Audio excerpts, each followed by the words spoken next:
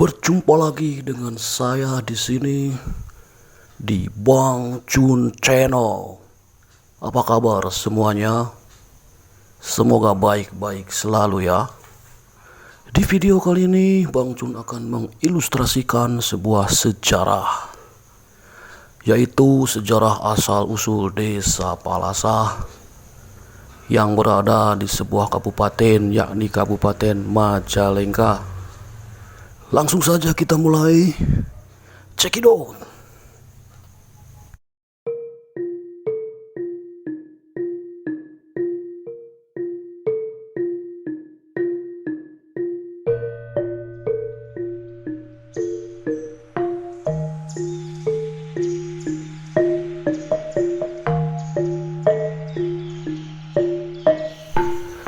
Tahun 1529 Masehi adalah masa kejayaan Kesultanan Cirebon.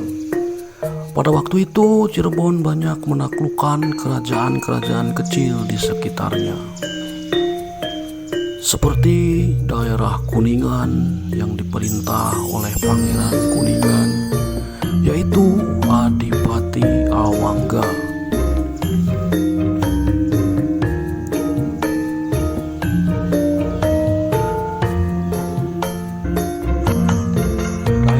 Raja Galuh yang diperintah oleh Arya Kiba,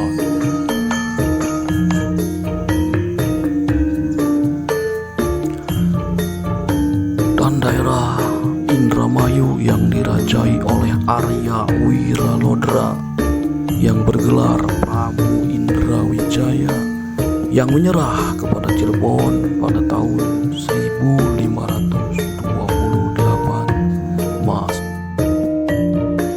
Dikisahkan para pembesar Cirebon sedang mengadakan musyawarah bertempat di Siti Hinggil Keraton Pakungwati, tampak dalam rembukan Syekh Matridi, Syekh Pentong,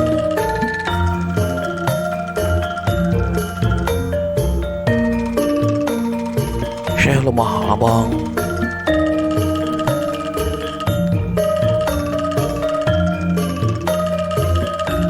Ki Gede Jati Merta,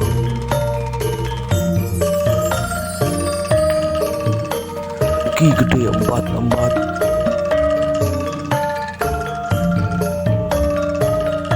Adipati Awangga dari Kuningan,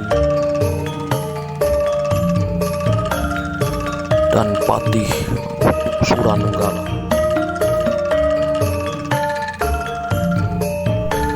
Musyawarah membicarakan calon pengantin putra dalam Sunan Cirebon, yakni Raden Bratalelana dan Raden Jaya Lelana, yang bakal menikah dengan putri dalam Sultan Demak, yakni Ratu Bumi dan Ratu Nyawa. Kedua pasangan pengantin pria dari putra dalam Cirebon, sedangkan calon pengantin putri dari Kesultanan Demak. Dari kedua pasangan pengantin inilah yang akan melatar belakangi cikal bakal sejarah Desa Palasa. Riungan bebayaksa di Siti Hinggil bersama sang putra Jaya Lelana, sang calon pengantin. Sunan Gunung Jati berkata kepada mbahku Sangkan, "Rama wasimana, karena sudah waktunya kami akan bertolak ke Demak untuk pernikahan sang cucu Raden Bratalelana dan Jaya Lelana. Hari ini persilahkan berangkat, kecuali Pangeran Kuningan dan Patih Suranenggala untuk tunggu di Keraton Pakungwati." Selanjutnya Sunan Gunung Jati memberikan nasihat kepada kedua putranya. Nasihat Sunan Gunung Jati ini sangat terkenal hingga kini. "Wahai putraku Bratalelana dan Jaya Lelana, aku memberi ingat, nanti kalau sudah berada di Demak, hormatilah sang mertua, mengabdilah yang patuh dan hati-hati yang benar laku lampah. Jangan sekali-kali meninggalkan ibadah dan berbuat kebajikan. Berbaiklah dengan kawan-kawanmu dan janganlah engkau membanyakkan makan dan tidur, Sungguh peganglah amanat orang tua.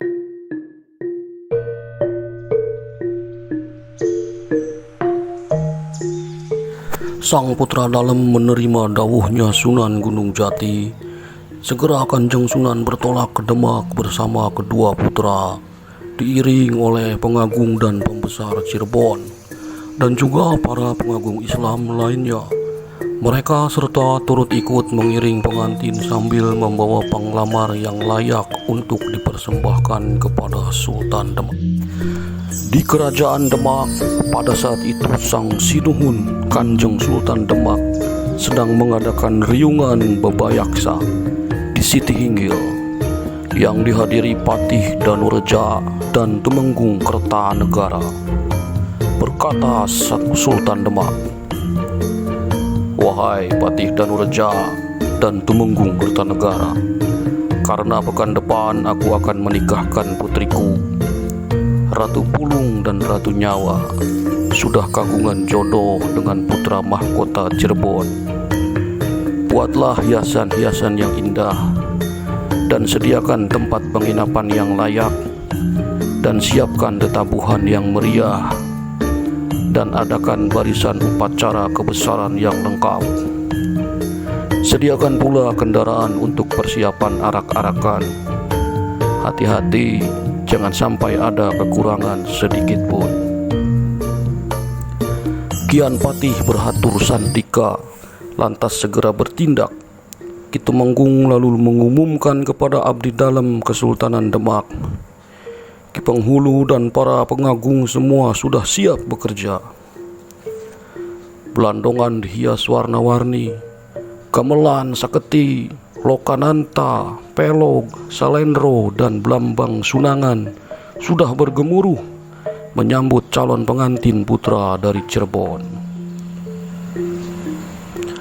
Tak lama kemudian datanglah rombongan pengantin pria diiring oleh seluruh pembesar Cirebon, di antaranya Syekh Maghribi, Syekh Majagung, Syekh Lemah Abang, Ki Gedeng Bungko, Ki Gede Jatimerta, Mbahku Cirebon, dan para pembesar Islam lainnya.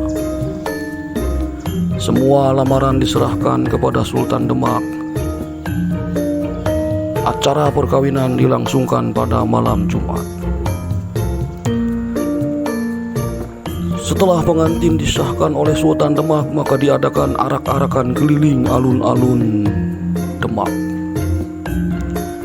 Dengan keramatnya Kanjeng Sunan Gunung Jati, arak-arakan pengantin tidak terasa berkeliling hingga datang di daerah Pasundan, tepatnya di Praja Talaga. Namun seluruh orang mengiringi merasa masih di alun-alun Demak, padahal sudah ada di daerah alun-alun Kerajaan Talaga. Orang-orang Praja Talaga geger dan panik. Ki Demang menghadang di depan arak-arakan pengantin. Dengan suara lantang berbahasa Sunda, beliau berkata, "Hei pangantin saha eta muter-muter di dayeuh kami, pangjajabna henteu umum, make upacara kerajaan sagala.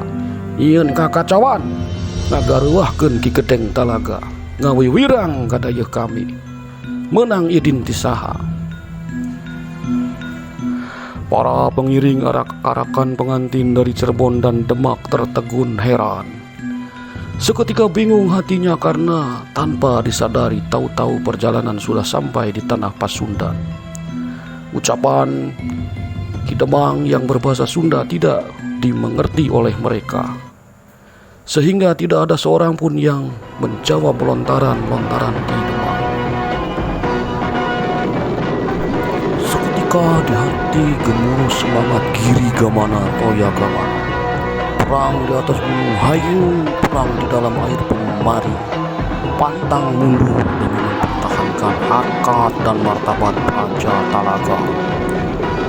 Dengan ilmu kedidayaannya, Ki Demang Talaga mengamuk bagai singa berbangsa, mengobrak-abrik dan memporak-porandakan barisan arak-arakan pengantin dari Cirebon dan Demak. Maka terjadilah huru-hara pertempuran yang dahsyat. pertumpahan darah tiada tara. Melihat suasana yang kacau, Kitumenggung Kertanegara Panglima Tempur maju ke medan Yuda dengan semangat yang berapi-api menghadapi musuh tandingannya. Pertempuran sengit dua pendekar sakti mendemonstrasikan ilmu kedikdayaan masing-masing. Tanding jurit baku hantam yang seru bercampur marah yang membara. Kemilau tajamnya keris dua kesatria menyambar-nyambar mencari sasaran. Kitumenggung Kertanegara yang gesit memainkan senjata berhasil merobek perut Kitemang Talaga. Nahas Kitemang, beliau tak bisa bertempur lagi, gugur di medan jurit. Pertempuran semakin hari semakin sengit. Gemerincing senjata beradu, tombak, cucuk, keris, panah menumpahkan darah dari kedua belah pihak. Masyarakat menjadi resah gelisah mendengar Kitemang Talaga gugur di tangan Tumenggung Kertanegara. Wadya Balad dan Rahaya Talaga menjadi gundah gulana. Melihat peristiwa yang kacau balau, putra mahkota Talaga Arya Salingsingan menjadi perang. Dengan langkah kesatria yang gagah berani, beliau keluar dari keraton Talaga menuju ke medan Yuda. Arya Salingsingan mengamuk bagai banteng ketaton dengan pusaka yang disebut tombak Ki Cuntang Barang yang menyala-nyala bagaikan api beraja yang hawanya sangat panas. Arya Salingsingan mampu mengobrak-abrik jajaran angkatan tempur Demak. Para prajurit Demak dan Cirebon terpukul mundur oleh putra Dalem Talaga. Tak ada seorang pun yang berani menandinginya. Akibat dari peperangan yang meletus, banyak sekali korban yang bergelimpangan. Salah satu di antaranya kesatria yang sakti mandraguna dari Talaga, yakni Ki Jagakerti. Beliau ikut serta berperang, namun kesaktian Ki Jagakerti dibatasi oleh takdir ilahi. Beliau dikepung oleh pasukan Demak, diberondong dengan berbagai senjata tajam. Luka-luka di tubuhnya tidak dirasakan. Beliau tetap menunggang kuda sambil menghindari serangan. Di tengah perjalanan, leher Ki Jagakerti terputus oleh senjata lawan, sehingga kepala Ki Jagakerti terjatuh ke tanah dan dikubur oleh masyarakat sekitar. Sedangkan tubuhnya tetap menunggang kuda, baru bergelimpang setelah sampai di daerah Harendong. Jadi kuburan Ki Jagakerti antara kepala dan tubuh beliau terpisah dan berjauhan. Kepalanya terjatuh di sekitar Praja Besi, sedangkan tubuhnya di daerah Pongas. Tidak hanya prajurit yang jadi korban pertempuran, masyarakat pun banyak yang binasa. Gajah bertempur dengan gajah, belanduk mati di tengah-tengah. Jerit tangis rintih kesakitan terdengar di mana-mana. Bau amis darah korban peperangan tercium, bau anjir membuat bulu kuduk merinding ngeri. Malam pun terasa sunyi, seakan ikut merasakan duka nestapa yang melanda. Peperangan ini menimbulkan kerusakan dan keresahan pada masyarakat Talaga. Tidak sedikit masyarakat yang mengungsi ke daerah lain, menjauhkan diri dari arena pertempuran. Mereka mencari perlindungan, keamanan, dan keselamatan diri masing-masing. Salah satu dari mereka yang mengungsi adalah keluarga Buyut Royong, warga Talaga yang melarikan diri dari daerahnya menuju hutan rimba sebagai tempat evakuasi mencari keselamatan hidupnya. Di dalam hutan jati yang masih perawan dan jarang terjamah oleh manusia, sunyi senyap namun tak kuat. Hutan sunyi menunjukkan adanya kedamaian dan keamanan bagi penghuninya, sehingga menjadi betah dan kerasan. Belantara jati ini banyak juga ditumbuhi pohon palasa yang besar-besar, yang menjadikan Kebelut Royong betah bermaung di bawah pohon ini.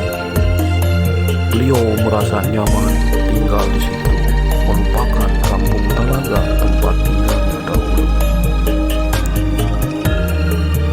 Demi kelangsungan hidup, Ki Royong beserta keluarga babat alas membuka hutan untuk dijadikan lahan bercocok tanam. Keluarga Ki Royong hidup sebagai petani di tengah hutan jati. Perladangan Ki Royong makin hari makin bertambah luas. Pengolahan tanah dilakukan dengan cara sederhana. Dari keluarga kecil peladang ini secara kodrat akhirnya melahirkan keturunan sehingga semakin lama menjadi keluarga besar. Ditambah para pendatang yang banyak hadir dan menetap sebagai warga di sana. Akhirnya tempat persembunyian Ki Royong menjadi sebuah perkampungan dihuni oleh para peladang dan petani. Hal ini menunjukkan sebuah panorama perkampungan yang damai dan tentram. Tanpa disadari bahwa perkampungan tersebut merupakan wilayah Praja Besi. Kendati pun pemerintah Praja Besi mengakui kekuasaan wilayah perkampungan baru ini. Secara kebetulan, putusnya leher Ki Jagakerti, kesatria dari Talaga, dan dikuburkannya kepala Ki Jagakerti tepat di perkampungan Palasah. Dengan demikian, orang menyebutnya dengan Buyut Mulu. Masyarakat sekitar banyak yang mengirim doa dan berziarah ke makam Buyut Mulu untuk mengenang kegagahan dan pengorbanan beliau, sehingga bisa menjadi motivasi untuk menghadapi kehidupan ini. Kejadian menyerahnya Praja Talaga pada Kesultanan Cirebon sekitar tahun 1528 Masehi. Karena pohon Palasah yang menjadi tempat pertama kalinya Ki Buyut Royong berlindung, maka tempat ini disebut Blok Palasah. Sampai sekarang wilayah ini disebut Desa Palasah.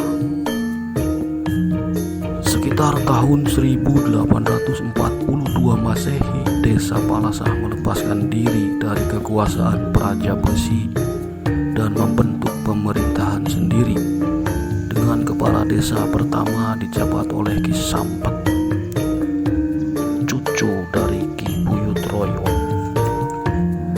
Demikianlah sejarah asal-usul Desa Palasah. Gambar hanyalah ilustrasi dan pelengkap untuk menunjang cerita. Mohon maaf jika banyak kekurangan. Terima kasih. Jangan lupa like, comment, share, and subscribe. Bye-bye.